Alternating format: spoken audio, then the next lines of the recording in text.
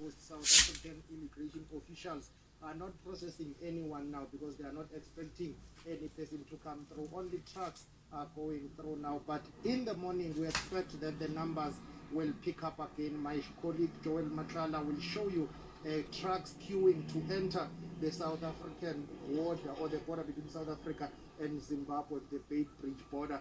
Earlier on, it was chaotic. We went inside there where we saw thousands of people waiting to cross over to South Africa. Now, those people include Zimbabweans, South Africans, Malawians, Mozambicans, and Zambians, because this border post is not only used by Zimbabweans, but it's one of the busiest border posts in the African continent, not only in the SADC region. So for now, things are quiet, but we expect that the numbers will pick up again at 6 a.m.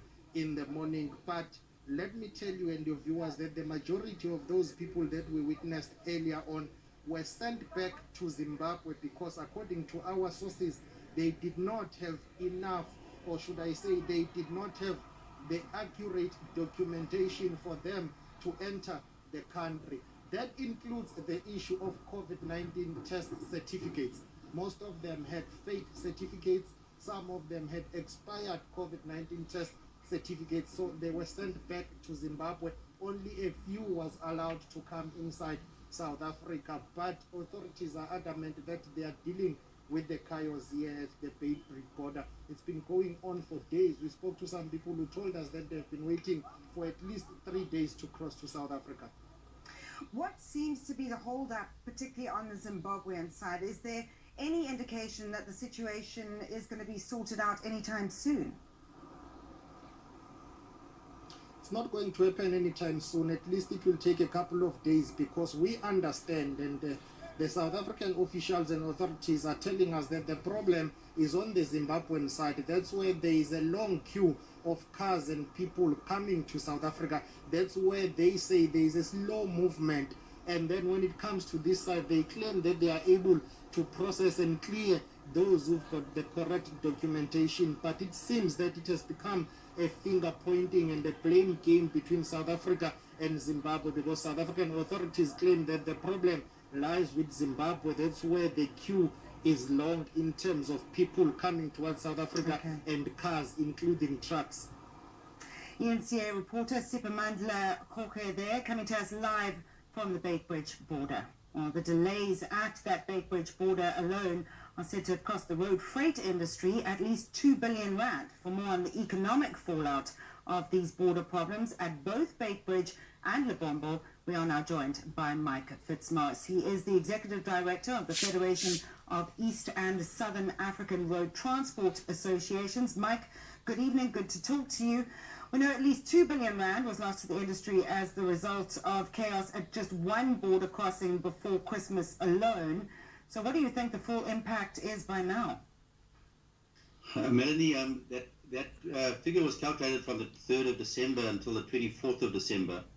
I haven't updated it since the new crisis started now on the Zimbabwe side, but I will do that in the following week. And the situation at Lebombo, I haven't calculated the cost there yet, because that's also a new phenomenon that started just after Christmas.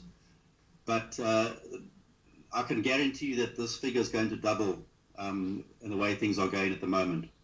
Mike, things are looking really chaotic now at Lebombo. Do you think this is another humanitarian crisis waiting to happen? Most definitely, Melanie.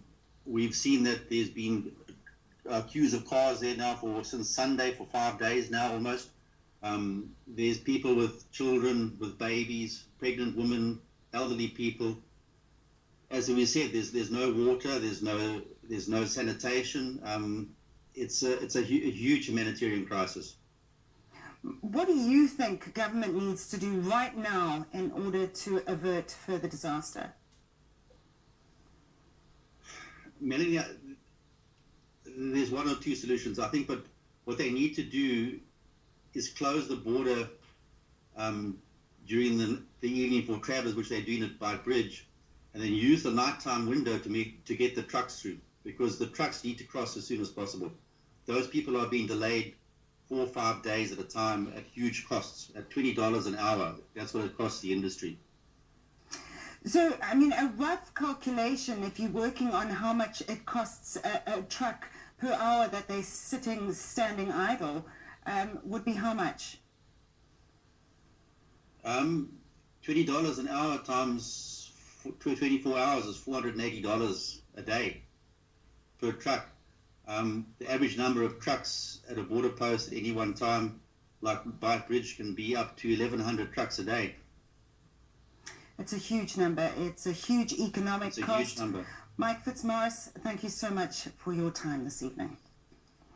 Well, with all of us home safely by 9 o'clock because of the curfew, we better be in bed by 10 with the lights out, because that's when Eskom will be implementing load shedding for the next 2 days at least. The blackouts will last from 10 p.m. to 5 a.m.